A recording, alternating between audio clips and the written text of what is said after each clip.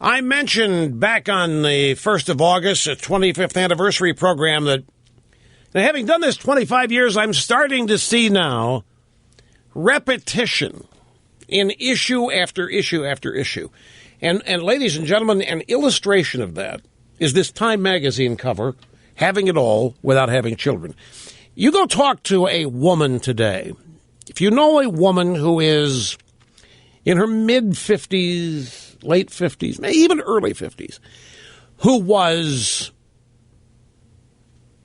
paying attention during the feminist era days when this all began in the late 60s or 70s and into the 80s.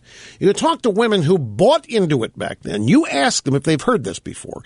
And if they're honest with you, they will tell you, yeah, been there, done that. It's the same thing. Back in the 60s and 70s, at the early days of the modern era of feminism, it was the same argument. Do not have kids. That's a route to prison. That is how our patriarchal culture suppresses you.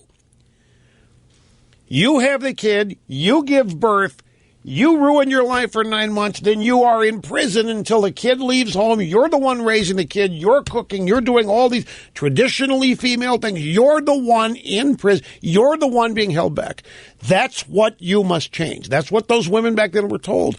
No relationship, no marriage, no kids. Otherwise, you're betraying the movement.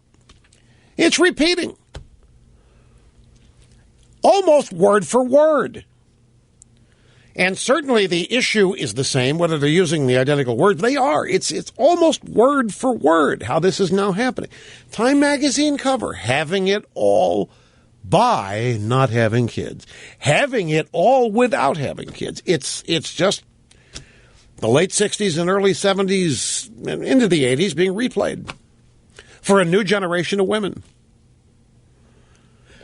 It's almost like at Time magazine and these drive-by media places, they put these things on their calendars 25 years ahead.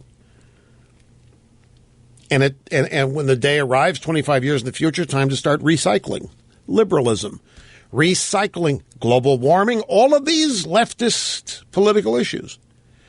Recycle them every other generation or so. And it's happening around the world, hence this story from the UK Guardian.